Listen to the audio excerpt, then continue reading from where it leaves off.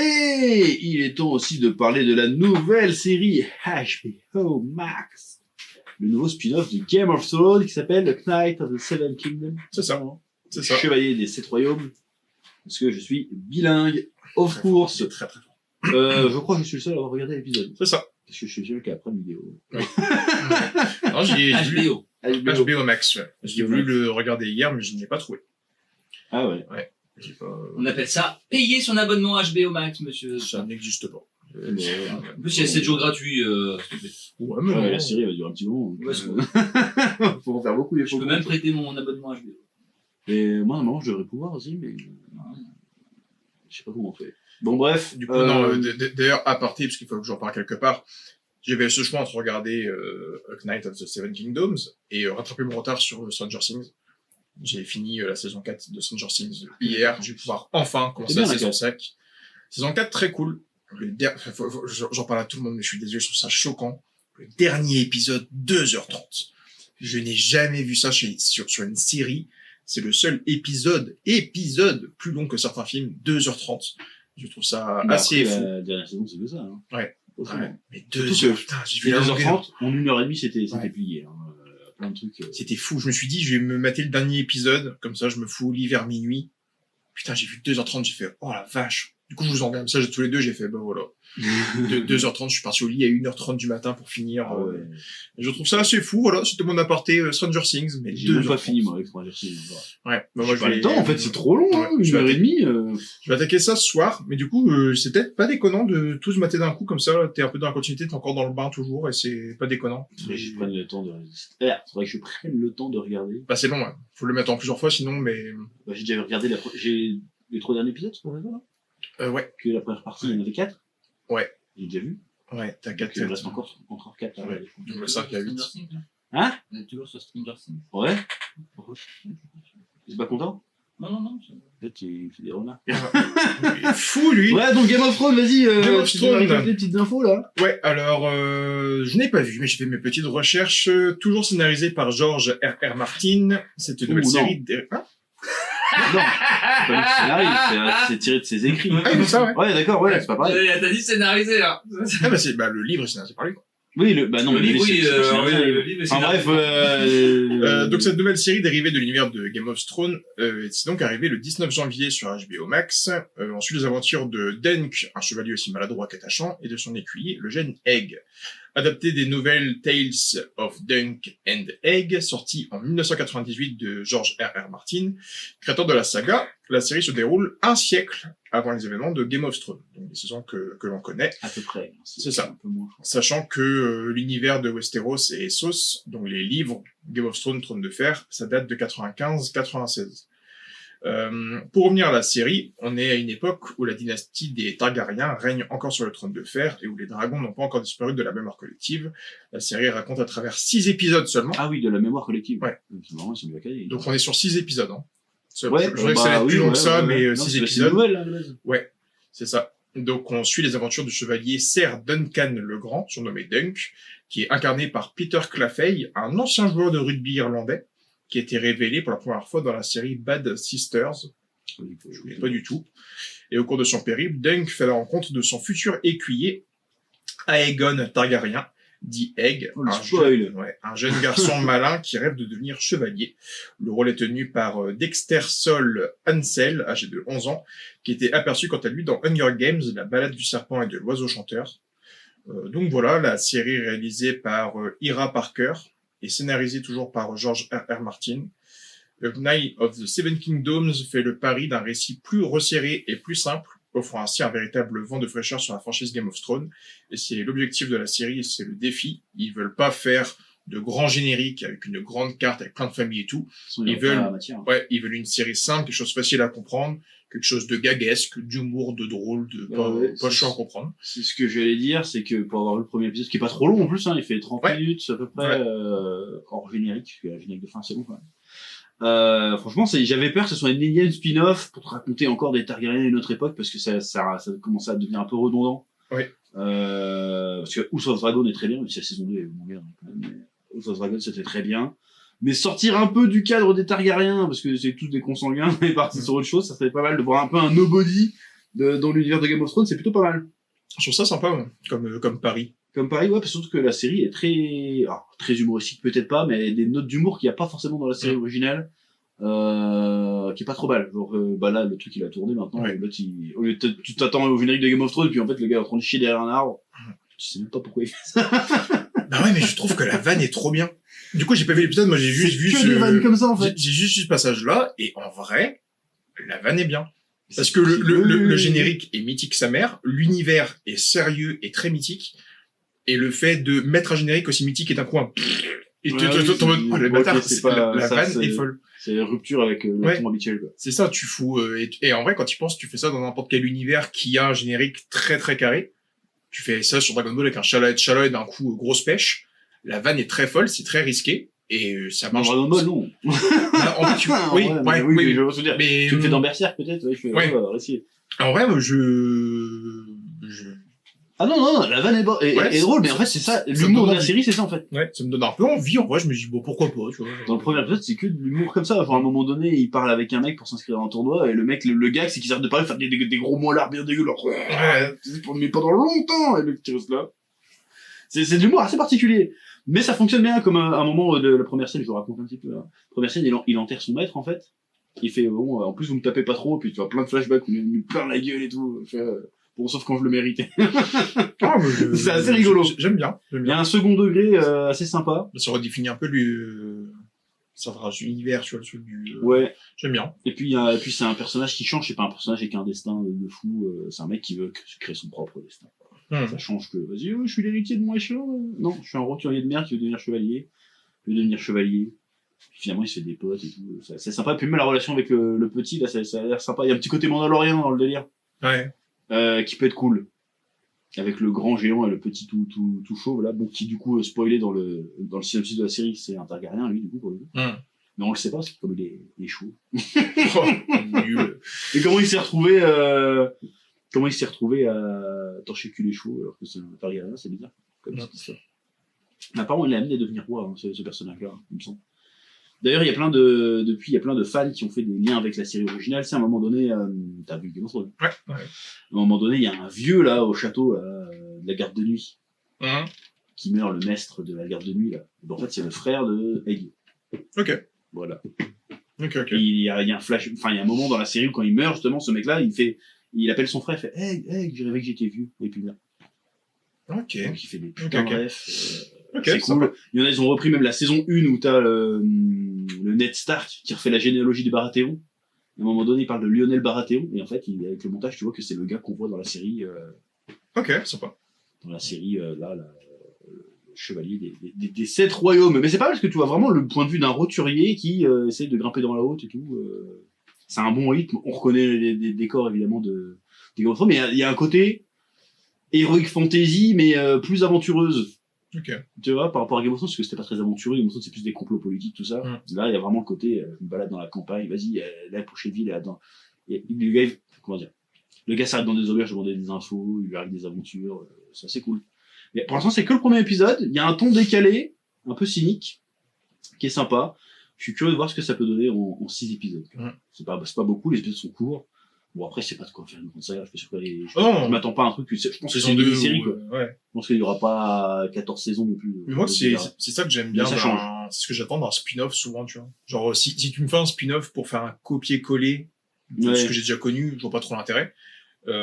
C'est pour ça que j'aime beaucoup l'univers de Walking Dead. Il y a certains spin-offs que je trouve meilleurs que Walking Dead sur certains aspects parce que c'est... Dans la série, tu veux dire? Ouais. Ouais. C'est soit un autre pays, soit d'autres personnages, d'autres mentalités, d'autres problématiques. Je trouve ça mieux, tu vois. Donc là, le fait de faire une histoire dans l'univers de Game of Thrones, mais qui est plus centrée sur l'humour, d'autres personnages, ou plus décalés, moins sérieux, moins politisés et tout, en vrai, pourquoi pas. J'aime bien, c'est ce que j'attends dans spin-off, en vrai, donc, en faisant le petit résumé et en t'entendant parler de la chose, moi, ça me donne un peu envie de pâter. C'est court, que 6 épisodes. Ouais. Donc, en vrai, pourquoi pas. Mais après, faudrait pas en faire 14 non plus. Ouais. Faut pas faire une saison. Off of the Dragon, ça se justifie parce que ça explique pourquoi les dragons ont disparu. Spoiler. Voilà.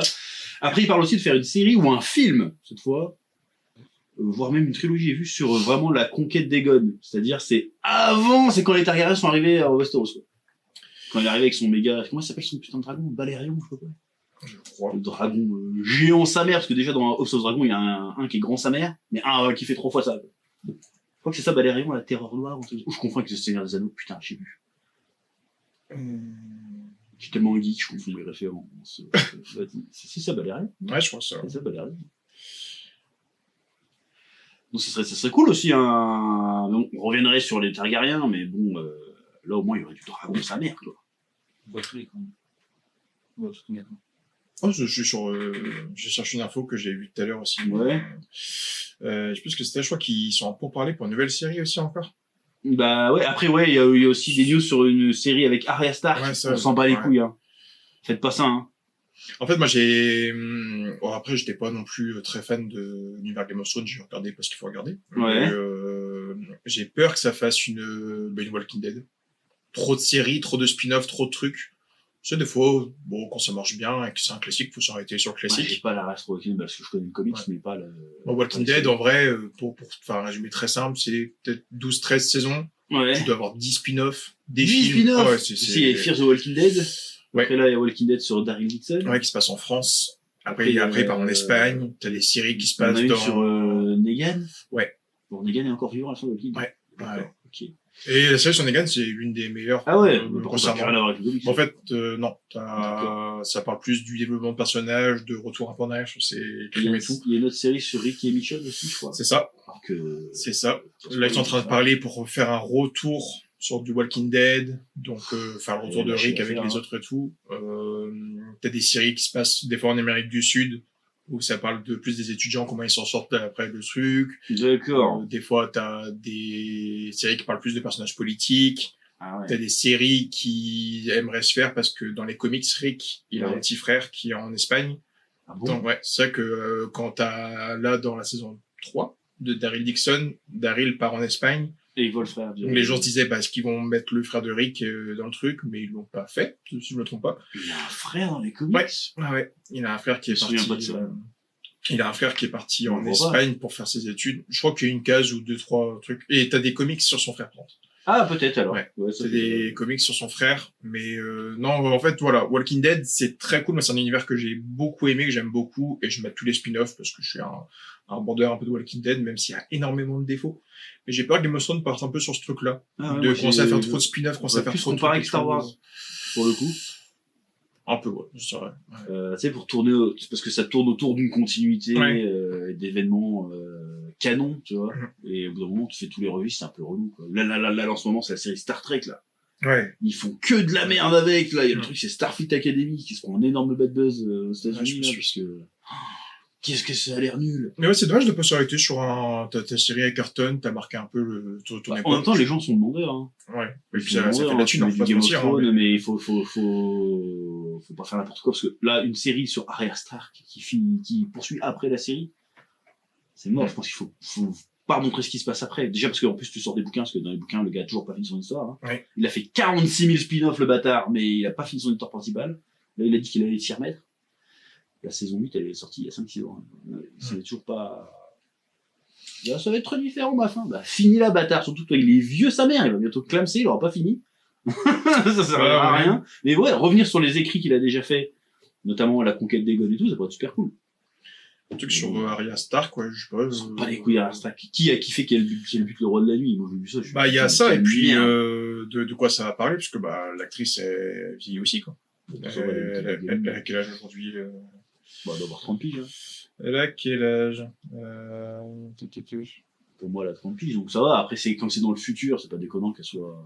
Ouais, mais du coup, de quoi ça va parler? Est-ce que tu vas revoir les anciens persos qui gravitent autour d'elle? Même pendant un moment, ils voulaient faire une série sur Jon Snow, on s'en branle, c'est bon, l'histoire elle est finie, hein. Vous avez battu le roi de la nuit, il va se battre contre qui après?